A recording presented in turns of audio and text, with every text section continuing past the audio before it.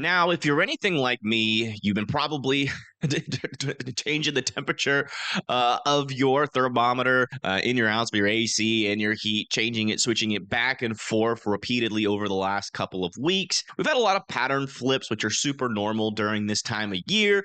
Every now and then we get a cold shot. Every now and then we get a warm shot. Right now, we're about to get a warm shot of air. If I play this forward, this is a view of the United States from space. We got little satellites out there monitoring us, allowing us to see the storms. Not really monitoring us specifically, but the storms. You can't actually zoom in and see really any detail like you can on Google Earth. But Google Earth is not real time. But anyways, I'm sorry, I got a little bit distracted there. But as you can see, this is a pretty stout low pressure system off in this region here. This is potentially going to cause some severe weather out there. But, after this kind of low pressure system kind of skedaddles out of here, eventually we could get some colder air come in on the backside of that. And that could allow for some cooling down for a lot of folks who are right now sitting in some pretty warm temperatures all the way out in this region. We still got a pretty dominating high pressure system. The air around that moves in this direction. And so, and the air around the low pressure system moves like this. You get air pulled in like that. And then air kind of moves up to the north like this. So you can see that we're getting kind of a teamwork, kind of a team effort thing happening here between these two systems. So we're going to break down both of these systems and kind of tell you what's to come into the future here, what you can expect over the next couple of days, and also talking about that surge of cold air that's going to be coming in to give a lot of people that have been dealing with the heat recently some relief. So here's our severe threat for today. There's that low pressure system where we're talking about. Look at all that snow, by the way. I'm getting a little bit distracted here, but look at all that snow that fell over there near the Colorado Rockies and on the Colorado Rockies. Look at that. Decent amount of snow fell there. So it looks like that kind of verified a little bit. But as you can see, we do have a pretty decently sized low pressure system here with some severe weather expected for parts of Texas going into Oklahoma, Kansas, also Nebraska as well. 1 out of 5 risk there. We get a 2 out of 5 risk, though, over here in Kansas and parts of Nebraska. So, we were talking about this a little bit a couple of days ago about there being some potential, if the instability axis gets a little bit wider, but we're not really seeing that. So I'm still a little bit doubtful. I think today's a pretty conditional day, but the ceiling on this ceiling, in my opinion, the ceiling on this event today, this weather event, is pretty high. We could be dealing with, just some rain and showers, maybe a little bit of hail here and there, or, you might not even be able to rule out the chance for a strong tornado if one of these storms does mature. But I really think that the chances of something maturing today to tap into the shear environment is quite low. And here's why. So when we look at the upper level winds, you can see that they are definitely pretty strong out there. Anytime you get up into these, 60 to 70 mile per hour upper level winds, even getting into the 80 mile per hour wind zone there, a little bit above the surface. Again, we're talking about the winds that are up there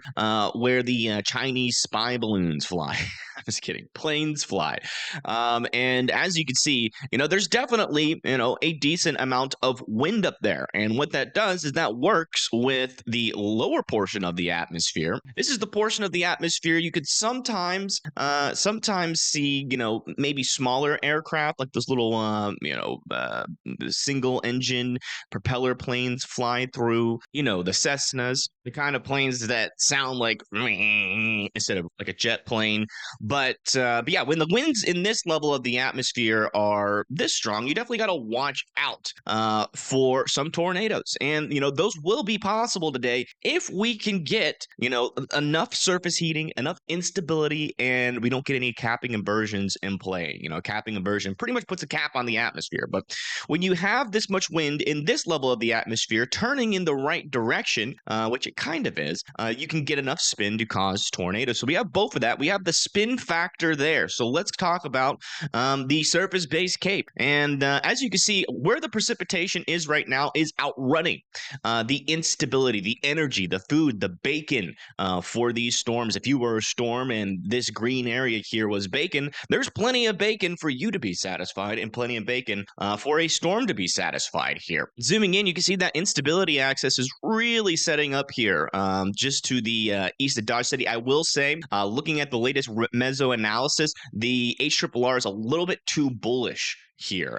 It's indicating up to 2,000 joules per kilogram, but what is actually being measured at the surface is around 1,000 joules per kilogram with a little bit of capping in place. So that's one of the main reasons why I'm a little bit, on the fence about today's tornado risk, even though it is really low, which we'll be looking at here in a second. If we do get maybe a small pocket of instability that a storm can tap into for a good 45 minutes to an hour and mature, it could become pretty dangerous. So we got to watch out for that fact. If we come over to the dew points, though, typically we look for 60 dew points, which is going to be denoted here by these bluer colors.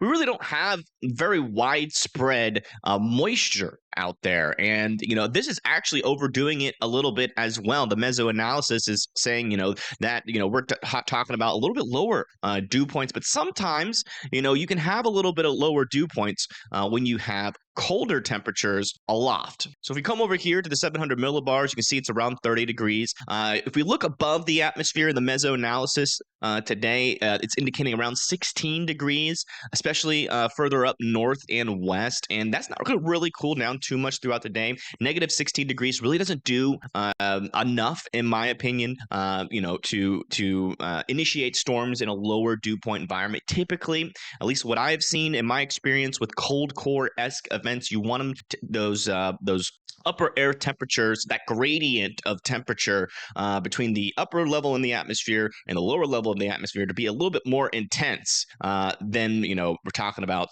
negative 16. Usually negative 18, negative 22 degrees Fahrenheit is what you need to really form that gradient and allow updrafts to really flourish in that kind of environment, in a low moisture environment. So we got a couple of flies in the ointment here with this event. That being said, it is something to keep an eye out for. If we do get a mature cell, something dangerous could happen for somebody in this area. It's probably going to be 1 or 2 cells. All right. So, if you live in this area, the chances of you getting impacted by that very specific cell is very low chance. But, some widespread damaging winds in hail are also going to be possible as well. Let's kind of look at our risks for today. The tornado risk is at a 2%. The wind risk is at a 5%, and the hail risk is at a 15%. So the main risk today is going to be hail. Tornado risk is pretty low. It's conditional, but if something does mature, could be dangerous. But there's a very important reason why we're talking about this storm right here. Is because as we go into the future, let's hop over to the models. There's a storm. You can barely see it here, but if we go into the future,